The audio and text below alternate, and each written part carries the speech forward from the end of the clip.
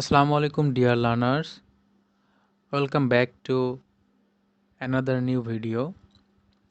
Today in this class I am going to discuss about right form of the verbs, board question solution, Joshua Board 2023.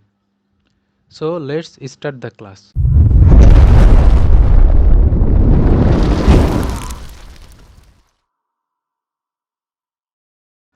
Read the text and fill in the gaps with the correct form of verbs.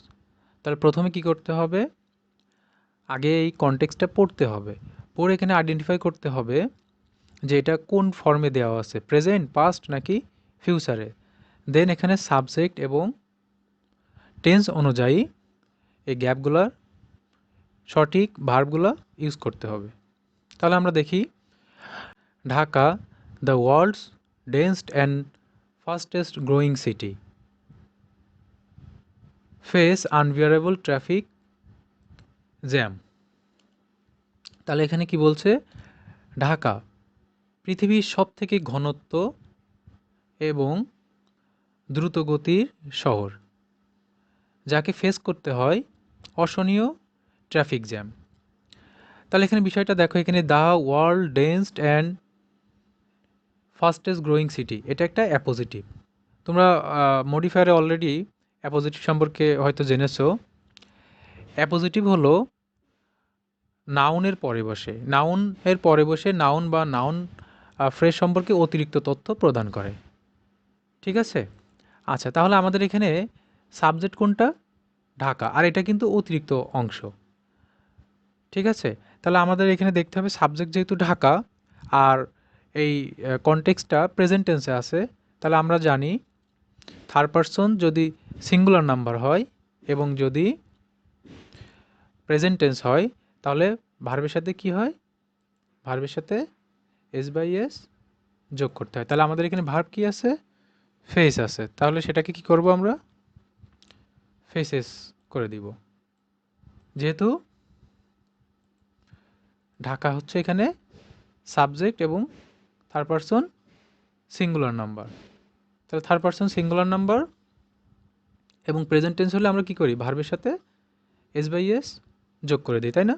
এটা যোগ করতে হয়, এজন্য এটা কি হলো? তাহলে faces হলো। আচ্ছা, তারপরেরটা দেখি, there be many reason for this. আচ্ছা, এটার পিছনে অনেকগুলো কি আছে? কারণ আছে। আচ্ছা, এখানে দেয়ারের পরে দেখো, এখানে গ্যাপের মধ্যে কি আছে? বি দেওয়া আছে, তাই না? তারপর মেনি আছে। আচ্ছা, আমরা জানি যখন এই যে ব্র্যাকেটের ভার্বের পরে তোমার হচ্ছে এখানে সিঙ্গুলার আর যদি দেওয়া থাকে, নাউন থাকে, তাহলে কি লিখি আমরা? দেয়ারের পরে ইজ লিখি। আর যখন এই যে ব্র্যাকেটের যে ভার্বের পরে যদি প্লুরাল থাকে, তাহলে কি লিখি আমরা? আর লিখি। এখানে যেহেতু মেনিটা কি? মেনিটা কিন্তু প্লুরাল, তাই না? এজন্য এখানে আমরা কি দিব? দেয়ারের পরে অক্সিলারি ভার্ব কি লিখব? আর লিখব, কারণ এটা যেহেতু প্রেজেন্ট টেন্স, যেহেতু এটা কি? এটা কিন্তু প্রেজেন্ট টেন্স, তাই না? আমরা যেটা এই যে কনটেক্সটটা পড়ছি প্রেজেন্ট টেন্স, এবং এখানে মেনিটা হচ্ছে প্লুরাল, তাই আমরা কি করলাম? দেয়ারের পরে আর লিখলাম। আচ্ছা, তারপরেরটা দেখি, the ever increasing number of vehicles and population B the main reason. আচ্ছা, এখানে তোমার হচ্ছে অতিরিক্ত পরিমাণে যে ভেহিকলস বাড়ছে, অর্থাৎ যানবাহন বাড়ছে এবং সাথে সাথে জনসংখ্যা বাড়ছে, এটাই হলো এর প্রধান কারণ। তাহলে আমাদের আগে কিন্তু দেখতে হবে সাবজেক্ট কোনটা। সাবজেক্ট কিন্তু এখানে দ্য এভার ইনক্রিজিং নাম্বার, এটা কিন্তু সাবজেক্ট ভার্ব অ্যাগ্রিমেন্টের মধ্যে পড়ে। ঠিক আছে? তাহলে এটা যেহেতু আমাদের সাবজেক্ট, তাহলে এটার সাথে আমাদের ভার্ব কোনটা গ্রহণ করবে? যেহেতু এখানে প্রেজেন্ট টেন্স এটা, আর সাবজেক্ট যেহেতু এটা কি? সিঙ্গুলার, তাহলে আমরা এখানে কি দেব? আমরা লিখব ইজ, যেহেতু এটা প্রেজেন্ট টেন্স, এজন্য। আর সাবজেক্ট কি? সাবজেক্টটা হচ্ছে সিঙ্গুলার। ঠিক আছে? আচ্ছা, এখানে কিন্তু ওই যে ভেহিকলস, এটা কিন্তু আমাদের সাবজেক্ট না, সাবজেক্টের দ্য এভার ইনক্রিজিং নাম্বার। তাহলে সাবজেক্টের সাথে আমাদের সবসময় ভার্বেরটা মিল রাখতে হবে। এখানে সাবজেক্ট যেহেতু সিঙ্গুলার, এই জন্য ভার্বও কী করলাম, সিঙ্গুলার দিলাম, সিঙ্গুলার ইজ, তাই না? আর যেহেতু এটা হচ্ছে প্রেজেন্ট টেন্স, ডিউরিং আর ট্রাফিক জ্যাম, ট্রাফিক জ্যামের আর মধ্যে people dash has to suffer much, মানুষকে অনেক বেশি ভোগান্তি শিকার হতে হয়। আচ্ছা, এখানে দেখো সাবজেক্ট কি আছে, পিপল, এবং এটা কোন টেন্স, এবং এটা কিন্তু প্রেজেন্ট টেন্স আমরা করছি, তাই না? তাহলে আমরা জানি এখানে প্রেজেন্ট টেন্স যেহেতু, আর পিপল হচ্ছে সাবজেক্ট কি প্লুরাল, তাহলে এরপরে কি বসে, এরপরে কিন্তু হ্যাজ বসে না, কি বসে, হ্যাভ বসে। এই জন্য আমরা এটাকে কি করে দিলাম, এটাকে হ্যাভ করে দিলাম। তারপর এটা দেখো, they have to move inch by inch. আচ্ছা, তাদেরকে নড়তে হয়, মানে এক জায়গা থেকে আরেক জায়গায় নড়তে গেলে তাদেরকে ইঞ্চি ইঞ্চি করে নড়তে হয় বা চলতে হয়, তাই না? আচ্ছা, তাহলে এখানে দেখো আমরা দুইভাবে এটা দেখতে পারি। এই যে হ্যাভ টু, এটা মডেল অক্সিলারি, এরপরে তাহলে ভার্বের সবসময় কী হয়, প্রেজেন্ট টেন্স হয়। তাহলে এখানে মুভ আছে, আমরা প্রেজেন্ট ফর্ম করলে কি হয়, মুভের প্রেজেন্ট ফর্ম অর্থাৎ মূল ভার্বের প্রেজেন্ট ফর্ম মুভ, মুভি থেকে যায়। আরও একভাবে এটা বুঝতে পারি আমরা, এখানে যেহেতু টু আছে প্রেপোজিশন, টুর পর কি হয়, টুর পরে ভার্বের মূল ভার্বের সবসময় প্রেজেন্ট ফর্ম হয়, এই জন্য এখানে কী হয়, দে হ্যাভ টু মুভ। আচ্ছা, তারপরে দেখো এই যে এখানেও কিন্তু এরকম দেওয়া আছে, দে হ্যাভ টু ওয়েট। দেখছো এখানে কিন্তু ওয়েটটা মূল ভার্বের প্রেজেন্ট ফর্মে আছে, এখানে প্রেজেন্ট ফর্ম আছে, তাহলে এর আগেরটাও ঠিক একইভাবে আমরা ওখানে করেছি। আচ্ছা, they have to wait on roads hours after hours. আচ্ছা, তাদেরকে এই রোডের মধ্যেই কি করতে হয়, অপেক্ষা করতে হয় ঘন্টার পরে ঘন্টা। ড্যাশ ফেস আনবিয়ারেবল সাফারিং, এবং ফেস করতে হয় অসহনীয় এই ভোগান্তি।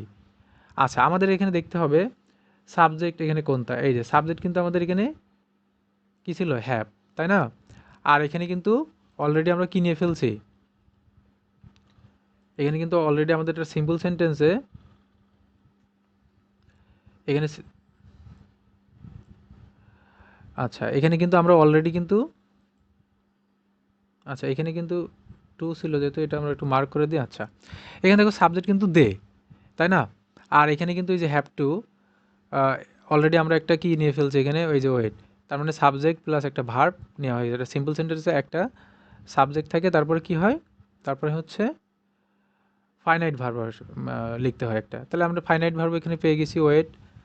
আচ্ছা, তাহলে তারপরে আরও একটা আমরা এখানে দেখো, এখানে একটা কী পাচ্ছি, ভার্ব পাচ্ছি।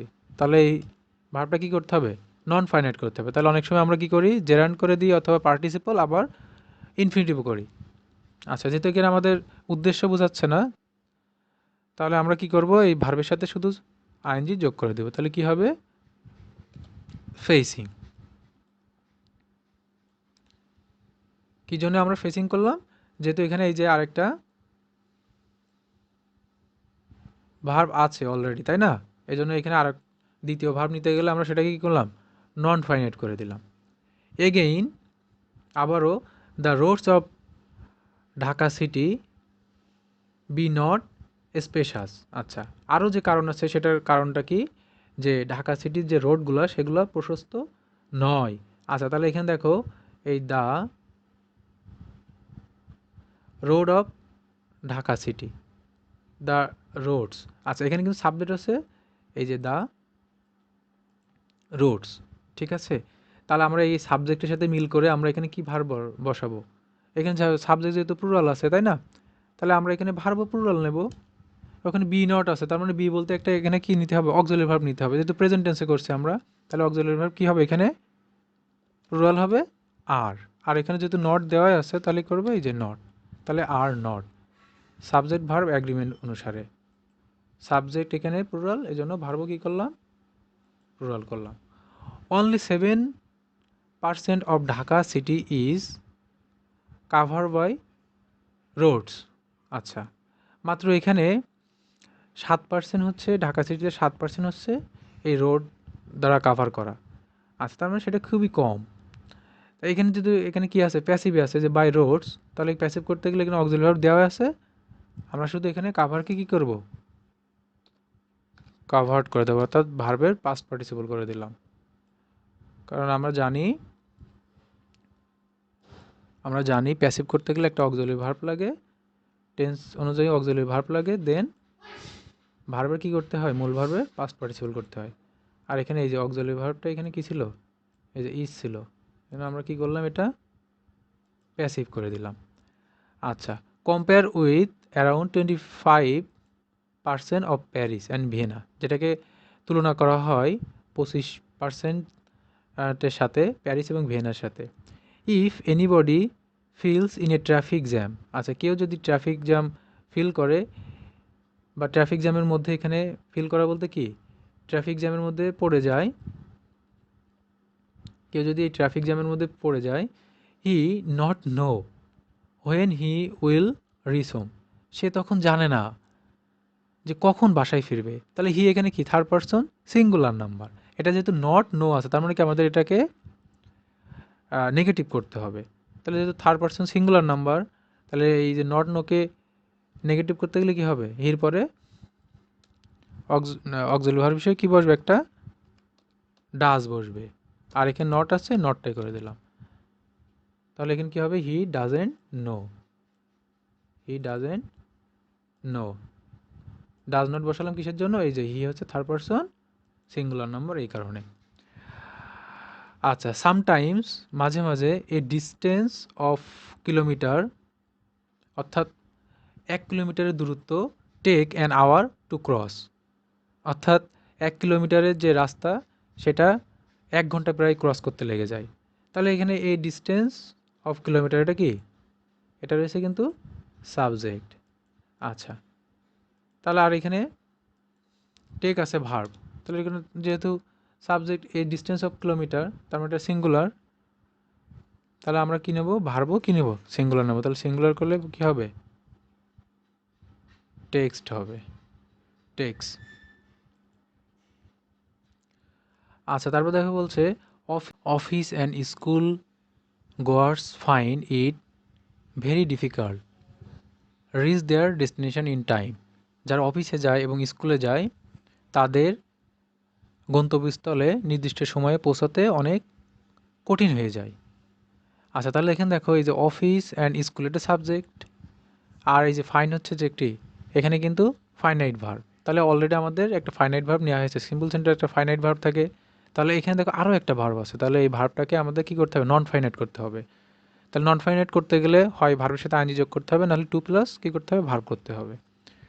আচ্ছা, তাই এখানে দেখো উদ্দেশ্য বোঝা, ইট ইজ ভেরি ডিফিকাল্ট, এটা খুবই কঠিন একটা বিষয়, টু রিচ দেয়ার ডেস্টিনেশন, তাদের গন্তব্যস্থলে পৌঁছানো। এখানে উদ্দেশ্য বোঝাচ্ছে, এই জন্য আমরা কী করলাম, এটা 2+ ভার্ব দিয়ে দিলাম।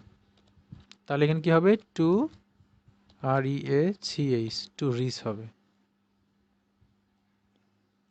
কেন করলাম, এটা আমরা নন ফাইনাইট ভার্ব করে দিলাম, যেহেতু আগে তো ফাইনাইট ভার্ব একটা নেওয়া হয়ে গেছে।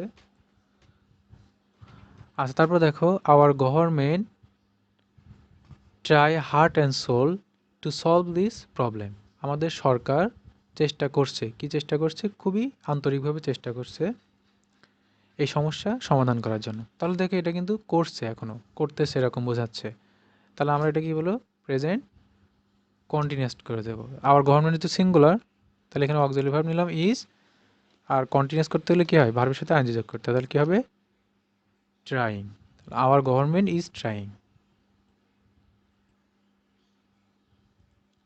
আচ্ছা, তারপরে দেখো flyovers dash build in different places in order to control traffic jam. আচ্ছা, ফ্লাইওভারগুলো কি নির্মাণ করা হয়েছে বিভিন্ন জায়গায়, কিসের জন্য, ট্রাফিক জ্যামগুলো নিয়ন্ত্রণে রাখার জন্য। তাহলে এখানে দেখো ফ্লাইওভার্স, এটা কি, এটা কিন্তু একটা প্লুরাল সাবজেক্ট, এটা কিন্তু প্লুরাল সাবজেক্ট। আচ্ছা, ফ্লাইওভার কিন্তু নিজে নিজে নির্মিত হতে পারে না, তার মানে এখানে সাবজেক্ট কিন্তু নিষ্ক্রিয়। তাহলে আমাদের কি করতে হবে, আমাদের এটা প্যাসিভ করতে হবে। তাহলে প্যাসিভ করতে গেলে একটা অক্সিলারি ভার্ব আসবে, তাহলে ফ্লাইওভার যেহেতু প্লুরাল, তাহলে অক্সিলারি ভার্ব আনলাম আর, আর বিল্ড এর পাস্ট পার্টিসিপল করতে গেলে কি হয়, বিল্ড হয়। তাহলে এখানে আমরা কি দিব, আর বিল্ড, অথবা এটা আমরা আর বিং বিল্ডও করতে পারি। আচ্ছা, প্যাসিভ অনুসারে আমরা তাহলে কি করলাম, আর বিল্ড। বিসাইডস এছাড়াও traffic police and sergeant dash see filing cases against vehicles breaking mad transport rules. আচ্ছা, এছাড়াও তোমার ট্রাফিক পুলিশ এবং যারা সার্জেন্ট আছে তারা যখন হচ্ছে এই ট্রান্সফার রুলগুলো কি ভঙ্গ করা হয় তখন বিভিন্ন তারা কেস দিয়ে থাকে। আচ্ছা, দিয়ে থাকে তাই না? তাহলে এটাও কি বোঝাচ্ছে এই যে ট্রাফিক পুলিশ অ্যান্ড সার্জেন্ট, এটা প্যাসিভ বোঝাচ্ছে, প্যাসিভ বোঝাচ্ছে, ঠিক আছে? এই জন্য আমরা কি করবো, প্যাসিভ করতে গেলে এটা যেহেতু প্রেজেন্ট টেন্স এবং সাবজেক্ট কি আছে, প্লুরাল আছে, তাহলে প্যাসিভ করতে গেলে অবশ্যই একটা কি আনতে হবে, আর নিয়ে আসতে হবে। আর ভার্বের পাস্ট পার্টিসিপল কি করলে কি হবে, এই যে ভার্ব ছিল সি, সিনের পাস্ট পার্টিসিপল সি এর, তাহলে কি হবে সিন। আচ্ছা, বি স্টিল এখনো পর্যন্ত it is becoming impossible to coral traffic jam. এখনও এই যে ট্রাফিক জ্যামটা কন্ট্রোল করা আমাদের জন্য আসলে কি হয়ে যাচ্ছে, আমাদের জন্য অসম্ভব হয়ে যাচ্ছে। আচ্ছা, তাহলে আজকে ভিডিওটা এখানেই শেষ, আশা করি তোমরা বুঝতে পারছো। আর যদি তারপর কোনো সমস্যা থেকে থাকে কোনো রুলস নিয়ে, তাহলে অবশ্যই নিচে কমেন্ট করো। Thank you everyone.